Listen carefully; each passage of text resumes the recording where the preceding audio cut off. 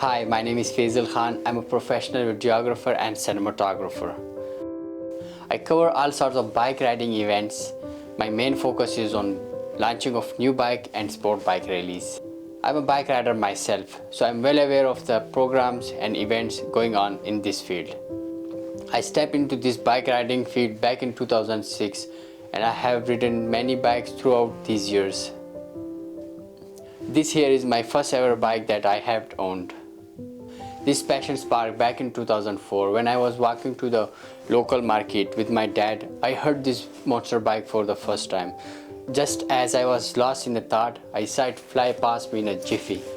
So that day I promised myself that one day I'm going to get a bike like that. Great passion comes with a great price and hard work. Therefore I worked really hard to get my hand on my first bike, Suzuki GSX R600. I have experience of riding bike on all kind of terrains, such as frozen lake in the winter, streets and track in summer and spring, and mud in the fall season. Now I'm a member of well-known bike ride groups of Ontario. We do bike ride for pleasure and as well as fundraising for the charities. Now I see the same spark in my 3-year-old son's eyes when he hear or touch the sport bike. I feel he will be a great GP rider one day.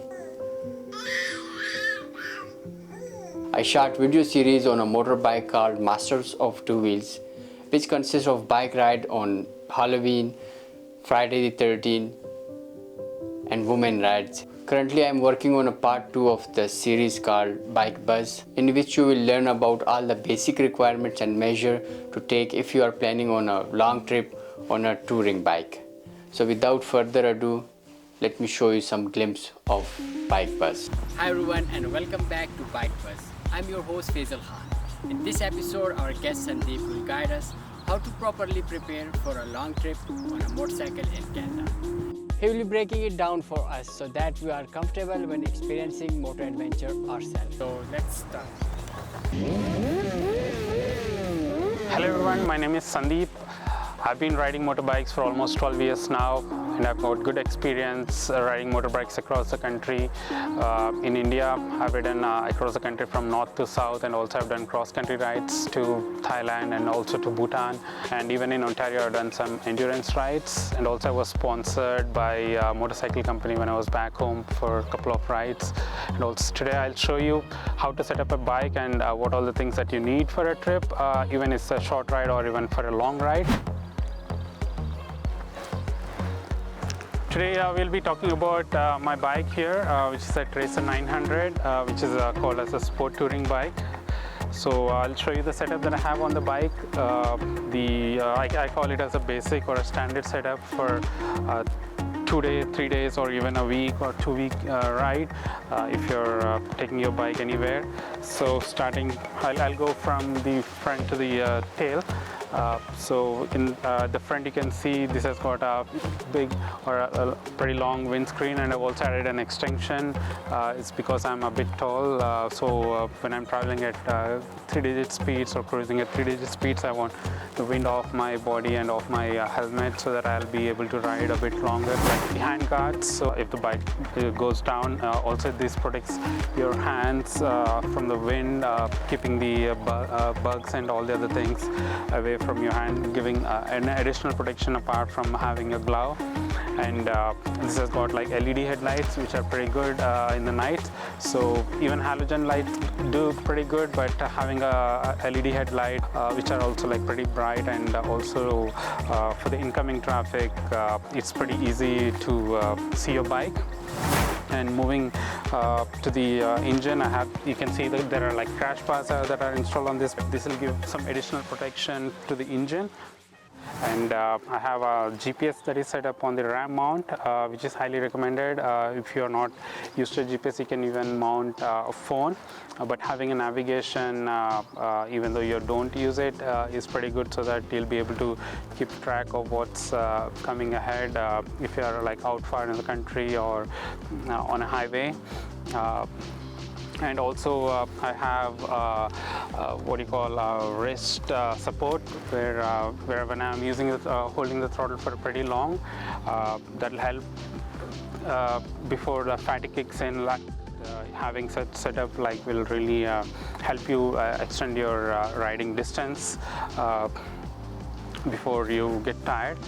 And moving a bit to the back, you can see I have a soft luggage here. So in these soft bags, you can carry different types of things. Like if you're going for if you're going to stay or camp somewhere, you can carry your sleeping bag as well as your tent and all the other things like for cooking utensils, your stove and all the other things. You can pack them in your dry bag where you can just take them off your bike easily. And it's called a dry bag because it's waterproof and you don't need any rainproof cover or anything to protect it from the rain. In this bag, you just need to make sure that you need to balance the weight on both the sides. As you can see, like this is hanging on both the sides of the bike in order to make the bike balance when you're riding faster or even slower. On the other hand, you can see on that bike, which is also a similar bike, you can see hard luggage. So it also depends on the preferences from rider to rider. So there are advantages and disadvantages as such with these two different type of luggage systems. If you're living in places like Canada where the temperature can change in a couple of hours, so you need to get prepared for rain, cold, as well as for the summer heat. These boots that you're seeing that I'm wearing now are Gore-Tex boots, and in these boots, if you see, even the shin is protected, and also these boots help you in terms in a crash, in order to your ankle not to twist. So it's really good to have riding boots. And coming to the pants, these are Gore-Tex waterproof pants. So these don't breathe like a regular air mesh pants, but these are pretty good. Like you don't have to get off the bike if it rains or if it is cold. This will keep your body temperature pretty good for you to be comfortable when you're riding. And also the jacket, this is a touring jacket, that's why it's a bit long. And this is also a waterproof jacket, but there are vents where you can open up if it's too hot, where the air will blow onto your body. And coming to the helmet, this is a full face helmet from Arai, and you have different types of helmets, modular and also like an open face helmet. And you can see this is attached with a Bluetooth, so while on a long ride I can enjoy listening to the music, which is not really recommended, but also I use for hearing navigation when I'm on a highway where I can't hear to the GPS. And also the good thing about these communication systems is if your pillion or your co-rider is also having such a system, you can connect with them and you can talk while you're riding. So that's about the riding gear.